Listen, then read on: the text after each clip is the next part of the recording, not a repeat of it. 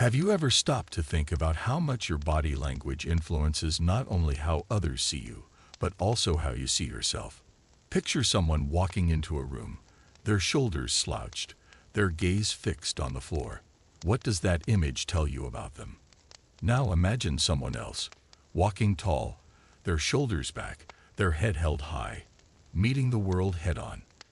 Doesn't it feel like you're looking at two completely different people? This transformation isn't just about posture. It's about the message we send to ourselves and to the world. Standing up straight with your shoulders back signals strength, confidence, and readiness. It's a declaration that you're prepared to take on challenges, to face life with resilience. But why does something so simple, something as basic as posture, have such a profound effect? The truth is, our bodies and minds are deeply connected. When you stand tall, you're not just changing your physical stance. You're influencing your mindset. You're telling yourself that you matter, that you have a right to exist, and that you're capable of overcoming whatever lies ahead. Think about this the next time you're feeling uncertain or overwhelmed. Try it. Stand up straight, push your shoulders back, and take a deep breath. Feel the change. It's not just a change in your body. It's a change in your entire outlook. Now let's shift gears for a moment. Imagine someone you deeply care about. A close friend, a sibling, or maybe even a pet. Picture them feeling lost or struggling. What would you do? You'd probably go out of your way to help them, wouldn't you? You'd make sure they had what they needed, offer them encouragement, and remind them that they're not alone. But here's the question. Do you show that same care and concern for yourself? Most of us don't. Instead, we're often our harshest critics, quick to judge ourselves for every mistake and slow to forgive. Why is it easier to show compassion to others than to ourselves? The answer lies in how we perceive our own worth. Too often, we see ourselves as less deserving of care, less deserving of help. But think about this. If you wouldn't let someone you love suffer without support, why would you let yourself? Treating yourself like someone you're responsible for helping is not selfish. It's necessary. When you care for yourself, you become stronger, more capable, and better equipped to help others. So, the next time you're tempted to neglect your needs or beat yourself up, stop. Ask yourself, if I were helping someone else in my position, what would I do? And then do that for yourself. Finally, let's talk about the people in your life. Take a moment to reflect on the company you keep. Who do you spend your time with? Are they people who uplift you, who encourage your growth, who genuinely want to see you succeed? Or are they people who pull you down, who discourage your dreams, who make you feel smaller? The truth is, the people around us shape us more than we realize. We often mirror the attitudes, habits, and mindsets of those closest to us. This is why it's so important to choose your friends wisely. But let's be clear, this isn't about cutting off everyone who doesn't meet some impossible standard. It's about being intentional. It's about surrounding yourself with people who inspire you, who challenge you to be better, who celebrate your successes instead of envying them. When you build relationships with people who want the best for you, you'll start wanting the best for yourself. And that shift can be transformative. Imagine a life where your circle of friends is a source of strength, encouragement, and joy. Imagine what you could accomplish with that kind of support. These three ideas, standing tall, treating yourself with care, and surrounding yourself with the right people, are deeply interconnected. Together, they form the foundation for a life of strength, purpose, and resilience. Think of them as stepping stones, each one leading you closer to the best version of yourself. When you stand tall, you project confidence. When you care for yourself, you build inner strength. And when you surround yourself with people who lift you up, you create an environment where you can thrive. So, where do you begin? Maybe today, you'll start by standing a little taller, by reminding yourself of your own strength. Or perhaps you'll take a moment to show yourself some kindness, to treat yourself with the care and compassion you deserve. Or maybe you'll reach out to someone who inspires you, someone who makes you feel like your best self. Whatever step you choose, know that it matters. Every small act of self-respect, every moment of self-care, and every positive connection you make brings you closer to the life you're meant to live. The choice is yours. Will you take that first step today? Have you ever found yourself comparing your life to someone else's? Maybe it's a friend with a high-paying job, a classmate with better grades, or someone on social media who seems to have it all. It's almost impossible not to fall into this trap, isn't it? But here's the truth. Comparison is a thief of joy. When we measure our success against someone else's, we lose sight of what truly matters, our own growth. The better question to ask is this: how am I doing compared to who I was yesterday? Progress isn't about being better than others. It's about being better than you used to be. Imagine if you took this approach in your daily life. Instead of looking at others, you focus on your own path. Did you learn something new today? Did you handle a challenge better than you would have a year ago? These are the things that truly matter. When you stop comparing yourself to others and start comparing yourself to your past self, you open the door to genuine improvement. You begin to recognize your achievements, no matter how small, and you realize that growth is a personal journey, not a race against others. Now think about children.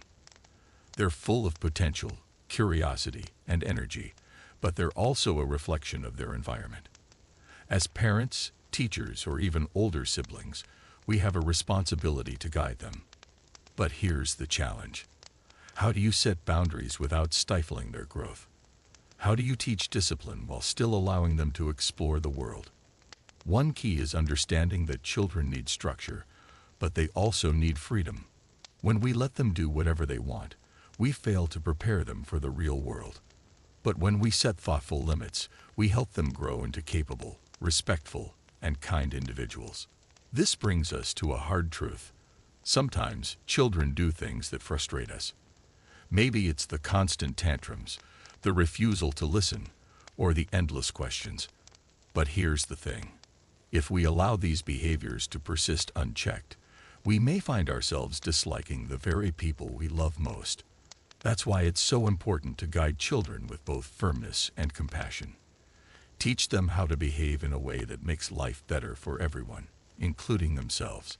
After all, the habits they form now will shape the kind of adults they become. And what about us as adults? Before we can guide others, children, friends, or anyone else, we need to take a hard look at ourselves. Have you ever found yourself criticizing the world, pointing out everything that's wrong with it, without first addressing the chaos in your own life? It's easy to blame external factors for our problems, but real change begins at home. Ask yourself, is my house in order?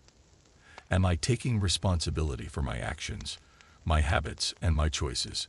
Putting your house in order doesn't mean achieving perfection. It means taking responsibility for the things you can control and working to improve them. Maybe it's decluttering your physical space, mending a broken relationship, or confronting a bad habit.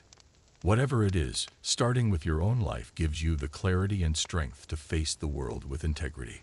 When you take ownership of your life, you not only create order for yourself, but also inspire those around you to do the same. These three principles, focusing on your own growth, guiding children thoughtfully, and setting your house in order, are interconnected. They remind us that real progress begins from within, that meaningful change starts with us. When we stop comparing ourselves to others, we can grow authentically. When we guide children with care and discipline, we help shape the future.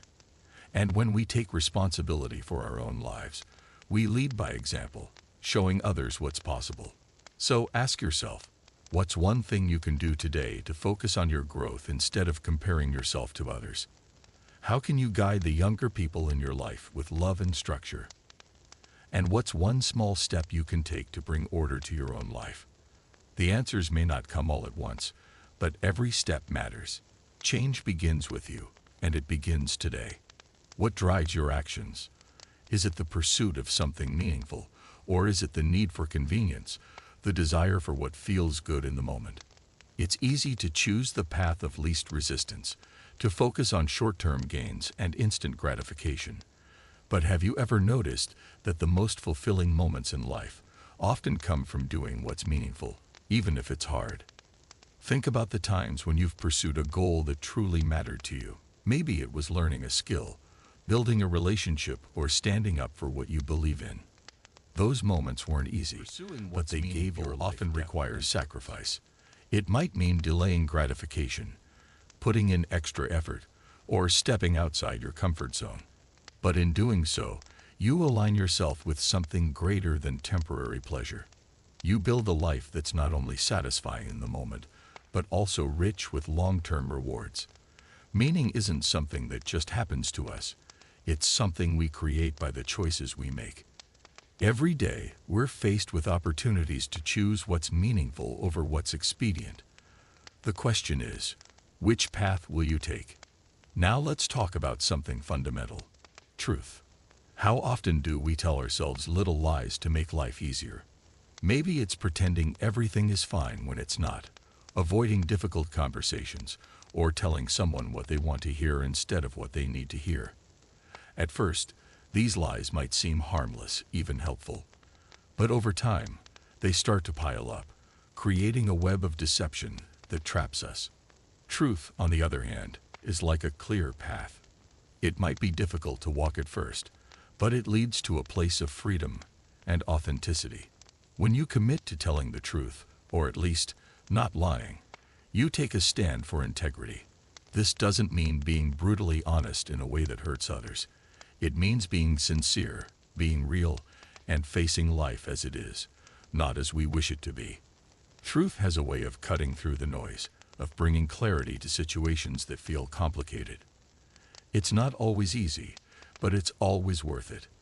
Living truthfully allows us to build trust with others, and perhaps even more importantly, with ourselves. And what about listening? How often do we truly listen to others, not just waiting for our turn to speak, but genuinely trying to understand their perspective? Listening is an act of humility. It requires us to set aside our assumptions and open ourselves to the possibility that someone else might know something we don't. Have you ever had a conversation where you walked away with a completely new insight, something you wouldn't have discovered on your own? That's the power of listening. When you assume that the person you're talking to might know something you don't, you approach the conversation with curiosity and respect. You give them the space to share their thoughts, and in doing so, you expand your own understanding. Listening isn't just about hearing words. It's about connecting with people on a deeper level. It's about learning from their experiences, their wisdom, and their stories. And in a world where everyone seems eager to speak, the ability to truly listen is a rare and valuable gift. These three ideas, pursuing what's meaningful, committing to truth, and listening with an open mind, are more than just principles. They're practices that shape the way we live. When you choose meaning over expedience, you create a life of purpose. When you embrace truth, you build trust and authenticity. And when you listen, you grow not just in knowledge, but in connection and understanding. So, where will you begin? Maybe today, you'll choose to do something meaningful, even if it's difficult. Maybe you'll speak a truth you've been avoiding. Or maybe you'll simply listen. To a friend, a colleague, or even to yourself. Whatever you choose, remember this: small steps in the right direction lead to big changes over time. Your journey toward meaning, truth, and understanding begins now. How often do we speak without thinking, letting our words spill out without precision or care? Think about the last time you misunderstood someone or were misunderstood. How much of that came from unclear communication? Words are powerful. They shape our relationships, define our ideas, and even construct the world we live in. Yet, we often underestimate their importance. Being precise in your speech isn't just about choosing the right words. It's about taking responsibility for how you communicate. When you're clear in what you say, you reduce confusion, foster trust, and strengthen connections. Precision in speech requires effort. It means thinking before speaking, understanding your thoughts fully, and expressing them in a way that's honest and direct. Imagine how many arguments, misunderstandings, and missed opportunities could be avoided if we all took a little more care with our words. By being precise, you show respect, not only for the people you're speaking to, an unusual yet profound idea, allowing children to skateboard. On the surface, it might seem like a small or even trivial issue. But think deeper. What does it represent? Skateboarding, like many other risky activities, teaches resilience, courage, and the ability to take on challenges. When children are allowed to take risks, calculated, manageable risks, they learn how to handle failure and fear. They learn to get up after a fall, to push their limits, and to face the world with confidence. Think about it. If we overprotect children, shielding them from every danger, how will they learn to navigate the real world? Life is full of risks, and the sooner we teach young people how to handle them, the better equipped they'll be to face life's uncertainties. Letting children skateboard or engage in similar activities isn't about being careless.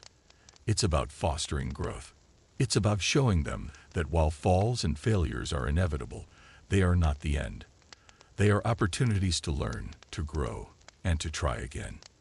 And finally, let's talk about finding moments of peace and gratitude, even in the midst of chaos.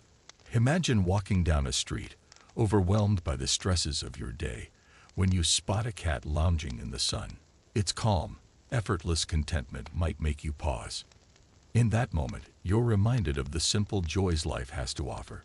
Petting a cat, or finding any small, beautiful moment, isn't just about seeking comfort. It's about grounding yourself. Life is unpredictable and often challenging. But within that chaos, there are small, serene moments that can bring us back to center. It might be the laughter of a child, the warmth of sunlight on your face, or the sound of rain on a quiet evening. These moments are reminders that beauty exists, even in difficult times. Taking the time to notice them, to appreciate them, is a way of connecting with the present and finding solace in the midst of uncertainty. These three principles, being precise in your speech, encouraging resilience through calculated risk, and finding peace in small moments, are all about navigating life's complexities with intention and grace. Precision in speech helps us communicate effectively, fostering better relationships and deeper understanding.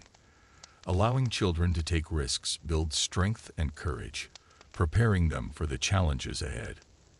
And finding peace in simple moments reminds us that even in chaos, there is calm to be found. So, what can you do today to embrace these ideas? Perhaps you'll choose your words more carefully, taking the time to express yourself with clarity and thoughtfulness. Maybe you'll encourage someone, a child, a friend, or even yourself, to take on a new challenge, even if it feels risky. Or maybe you'll pause, look around, and find a moment of beauty to appreciate. Life is full of opportunities to grow, connect, and find meaning. The question is, will you take them? Have you ever felt the weight of chaos in your life? The endless stream of tasks, the unresolved conflicts, the things you keep putting off. It's tempting to think, I'll deal with it later, but the truth is, ignoring chaos doesn't make it go away. It only grows. Chaos is like a garden left untended. Weeds take over, choking the life out of what could have been beautiful. The antidote to chaos is order. It's about creating structure, making decisions, and setting boundaries. But here's the catch. Order doesn't mean perfection. It means finding a balance that allows you to live with purpose and clarity. Bringing order to your life starts with small, deliberate actions. Maybe it's organizing your workspace, setting a schedule, or resolving a lingering disagreement. These might seem like minor steps, but they have a ripple effect.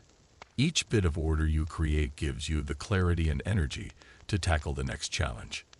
And as you do, you'll notice something profound.